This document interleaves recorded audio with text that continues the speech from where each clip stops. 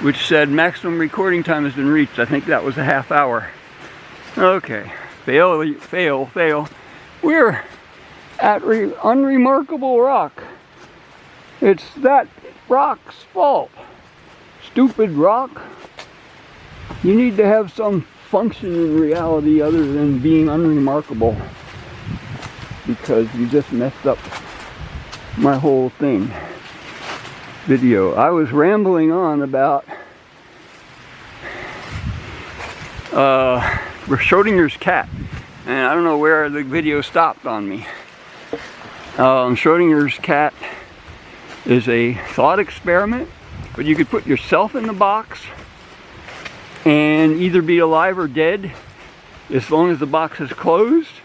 All your friends and family do not know whether you're alive or dead, but big deal. Right now, there are people dying. Name a particular person who is ill, and that person might have died, but I don't know. Only the people that are there know. So what is people whose consciousnesses are connected with the event of the life or death? And it's no consciousness, as I said in my last video, is nothing but a relative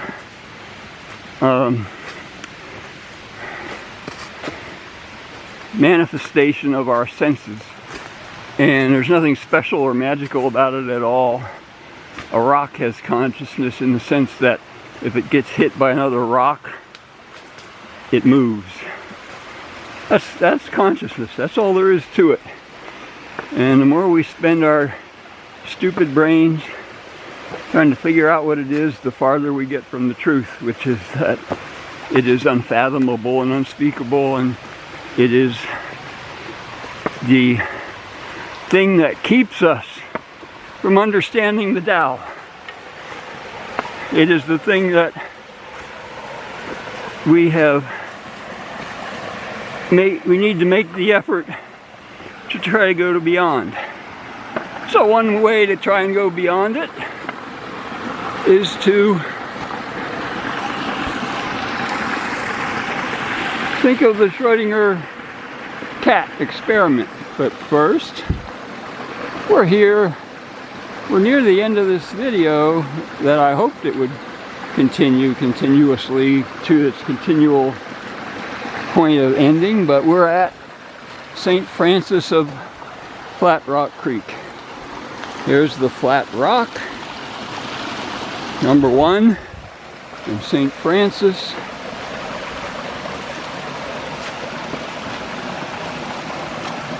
With his mossy back, and the Cascade of St. Francis, which just is the most wonderful deep throaty sound, and then another cascade coming down into the pool above that, and on we go.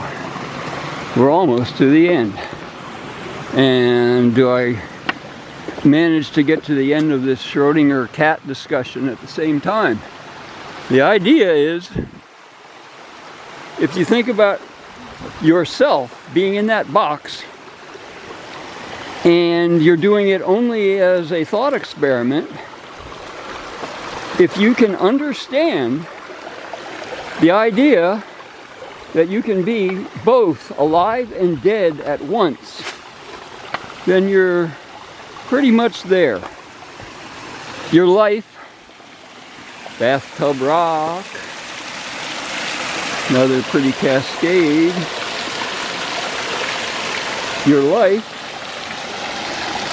is pretty much irrelevant. And the part of you that is dead is really not, in any sense, experiencing death. It is touching the undying contents of your DNA, the message that you received at birth, the message that has lived since the dawn of life. And as I talked about, the dawn of life may be in succession of inherited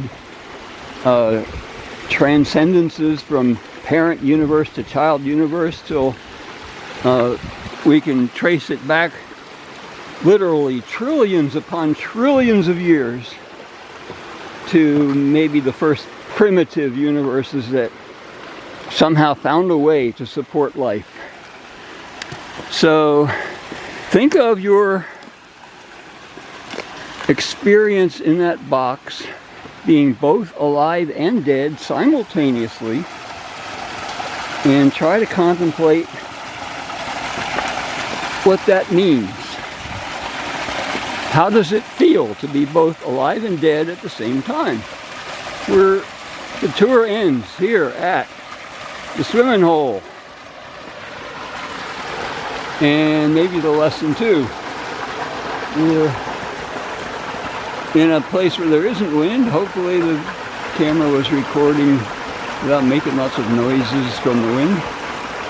So yeah, I rambled and I'm not sure how much of the point I got across, but to me it's a revelation that you can consider yourself both alive and dead together, and the dead part should not be considered dead, but be considered the streaming wonder of existence that is a continuous living path, the Tao, that you have traveled from the very first moment that life came to be. And that may be so far lost in the recesses of past history that it is completely lost in the quantum foam of the vacuum, the Tao. Okay, Hermit getting all